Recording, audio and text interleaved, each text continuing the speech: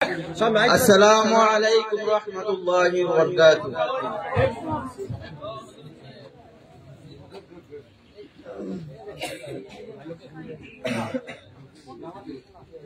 महाराजा पधार रहे हैं।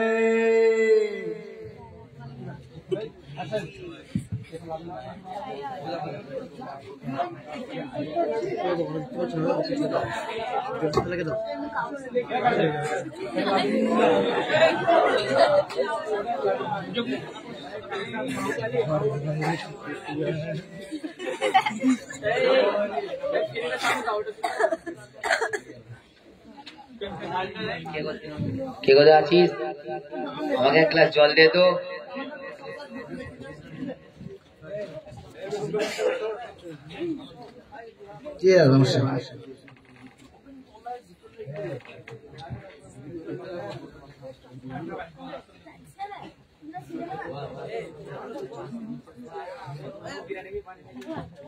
দে ধর।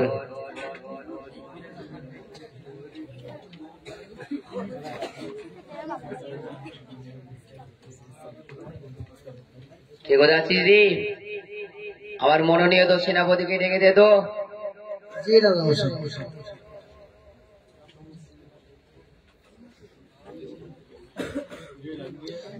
সেনাপতি সাহেব, আপনাকে রাজামশাই ডাকছে। ঠিক আছে, ঠিক আছে। জি মহারাজ, বলুন, আমি আপনার জন্য কি উপকার করতে পারি? আমি তোমায় ডেকেছি এটি গুরুত্বপূর্ণ কাজের জন্য। আমি শুনেছি নাকি সে অমরপুর মাদ্রাসায় বিশাল শিক্ষা দেওয়া হয়। তোমাকে সেখানে যেতে হবে। তাদের বিরুদ্ধে এমন এমন প্রশ্ন করতে হবে, সে আলেমদেরকে তাক লাগিয়ে দিতে হবে। জি মহারাজ, আমি এটাই ভাবছিলাম, আপনাকে অনেকদিন থেকে বলবো বলবো ভাবছিলাম, কিন্তু সাহস পাচ্ছিলাম না। যাই হোক, ভালোই হলো। আমি জানি তুমিই পারবে এই কাজে জয় আনতে, তার জন্য আমি তোমাকেই ডেকেছি। ঠিক আছে, তাহলে আমি কালকে রওনা দেবো। কালকেই তোমাকে যেতে হবে। তুমি আজ একটু বিশ্রাম নিয়ে নাও, কালকেই তোমাকে যেতে হবে। ঠিক আছে, ঠিক আছে। এই সেনাপতি, দাঁড়াও। কই রে, আমার সেই চাকুটা দে তো।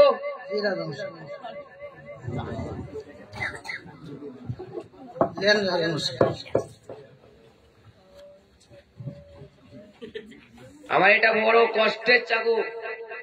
আমি যে যুদ্ধে গিয়েছিলাম, সেই যুদ্ধে আমি জয়ী এনেছিলাম। এই চাকু আজ তোমাকে দিলাম, তোমাকে গিয়ে জয়ী আনতে হবে। তাদের বিরুদ্ধে ভালো ভালো প্রশ্ন করবে, তারা যেন প্রশ্নের উত্তর খুঁজেই না পায়। আমি জানি তুমিই পারবে। আমি তোমাকে আশীর্বাদ করছি, নাও।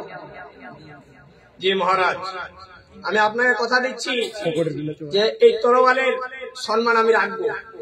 ঠিক আছে, আমি জানি তুমি পারবে। ঠিক আছে, যাও। ঠিক আছে।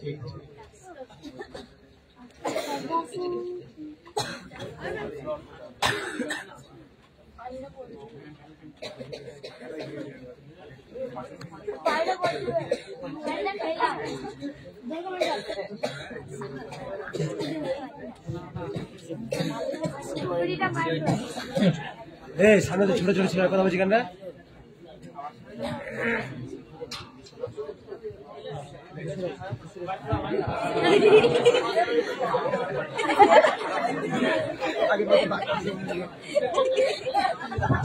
এই যে অমরপুর মাদ্রাসার মুসল্লিগণ এবং ছাত্র এবং শিক্ষকগণ, কে কোথায় আছো?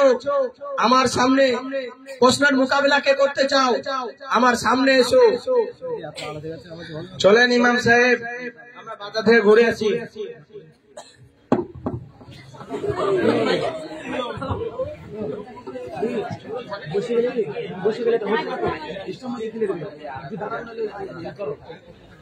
আপনি কে? আপনি কোথা থেকে এসেছেন?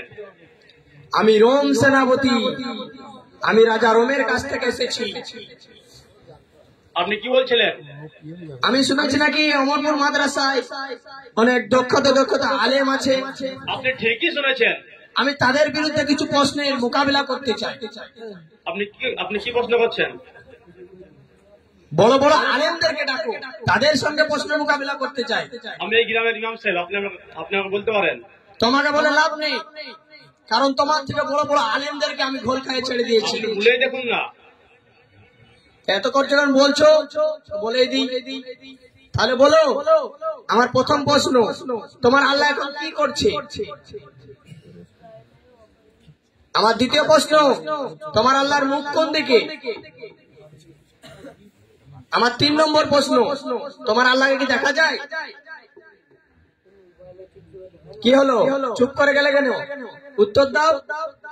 আমি জানি তুমি পারবে না, কারণ তোমার থেকে বড় বড় আলেমদেরকে আমি ঘোল খাইয়ে ছেড়ে দিয়েছি, আর তুমি সামান্য আমার সঙ্গে মোকাবেলা করতে আসছো।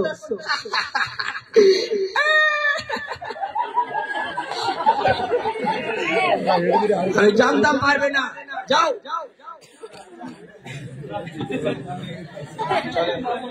চলেন।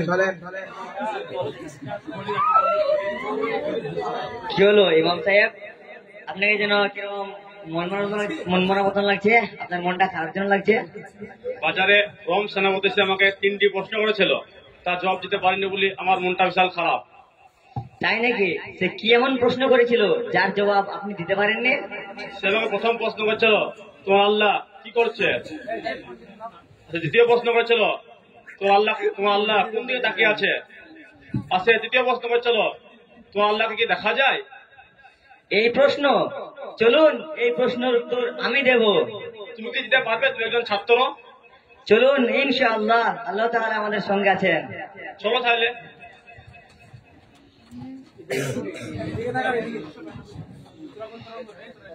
এই রমান দুধ, আমি তোমার সঙ্গে তোমার প্রশ্নের চ্যালেঞ্জের মোকাবেলা করতে চাই। বলো তোমার কি প্রশ্ন? কে তুই? সামান্য একটা দুধের শিশু আমার সঙ্গে মোকাবিলা করতে চাস? তোর থেকে বড় বড় আলেমদেরকে আমি ঘোল খাইয়ে ছেড়ে দিয়েছি। এই তো এই মানুষটা এসেছিল, এক্ষুনি তো আমি উচিত শিক্ষা দিলাম, আর তুমি আবার একে ডেকে এনেছো দুধের শিশুকে? আপনি ওসব কথা ছাড়ুন তো, আপনি আপনার প্রশ্ন করুন। তোকে প্রশ্ন করে কি লাভ? আমার মুখটা ভাই তো নষ্ট হয়ে যাবে। আপনি প্রশ্ন করেই দেখুন না একবার। ঠিক আছে, করবো নাকি? তা ঠিক আছে, আমার প্রথম প্রশ্ন উত্তর দে, তোর আল্লাহ এখন কি করছে? তোমার প্রথম প্রশ্নের উত্তর দেব, কিন্তু তোমাকে আগে ওখান থেকে এখানে আসতে হবে এবং আমাকে ওখানে যেতে হবে। কেন এখানে আসতে হবে? কেন? তোমার প্রশ্নের উত্তর পেতে গেলে তোমাকে তো নিচে নামতেই হবে এবং আমাকে ওখানে উঠতে হবে। ঠিক আছে, আমার প্রশ্নের উত্তর খাতিরে আমি ওখানে যাচ্ছি।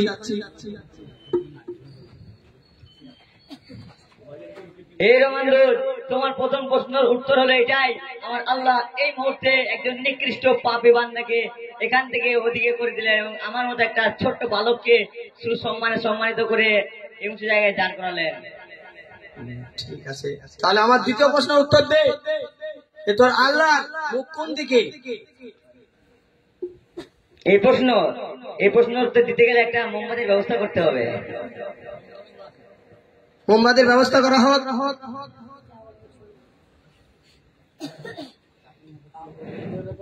এই নে। ঠিক আছে, আগুন ধরাও তো।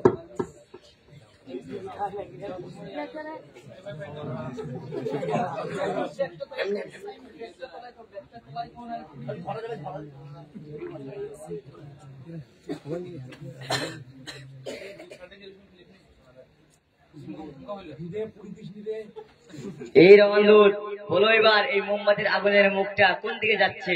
তুই বোকার মতো প্রশ্ন করছিস কেন? এটা দেখতে পাচ্ছিস না এর আলো চারিদিকে ছড়িয়ে আছে? এই মোমবাতির আলো যেমন চারিদিকে ছড়িয়ে পড়ছে, ঠিক তেমনি ভাবে আমার আল্লাহ গোটা পৃথিবীতে সারা বিশ্বে সমান ভাবে বিরাজমান হয়ে আছে।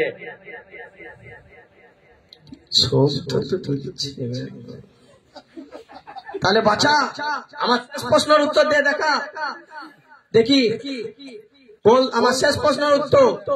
তোর আল্লাহ কি দেখা যায়? বলছি আপনার হাতে তরোয়ালটা একবার আমাকে দেন তো। কি বললি বেয়াদব? এই তরোয়াল তুই দেখতে পেয়েছিস, তাই তোর সৌভাগ্য। এটা আবার হাতে নিতে চাস? বেয়াদব, এটা তো যোগ্য নয়। আপনার প্রশ্নের উত্তর পেতে গেলে ওই তরোয়াল আমাকে দিতে হবে। আমার মহারাজ আমাকে উপহার দিয়েছে, আর তোর মতো একটা দুধের শিশুকে এটাতে দিব, তুই ভাবলি কি করে?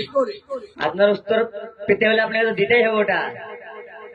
তা ঠিক আছে, আমার উত্তরের খাতিরে আমি এটা দিচ্ছি।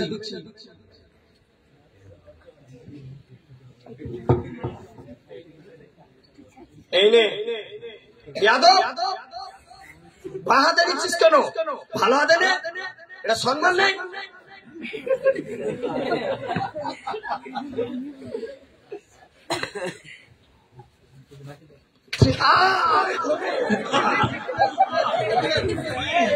আরে মেরে ফেলুন রে যাদব, তুই আমার গায়ে হাত তুললি, এটা যদি আমি মহারাজকে বলি তোকে পরে জানে মেরে দিবে, তুই আমার গায়ে হাত তুললি।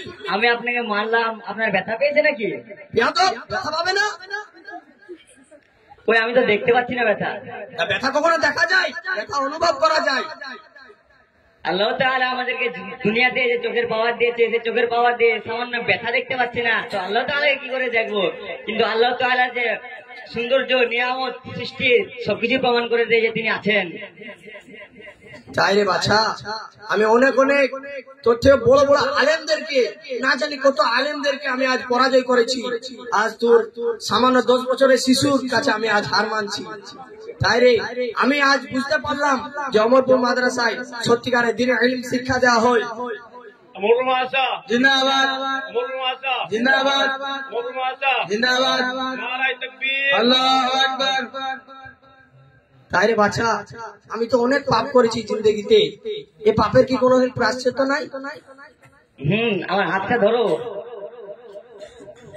বলো আশহাদু আল্লা ইলাহা আশহাদু আল্লা ইলাহা ইল্লাল্লাহু ইল্লাল্লাহু ওয়া আশহাদু আন্না ওয়া আশহাদু আন্না মুহাম্মাদান আবদুহু ওয়া রাসূলুহু। ওয়া রাসূলুহু।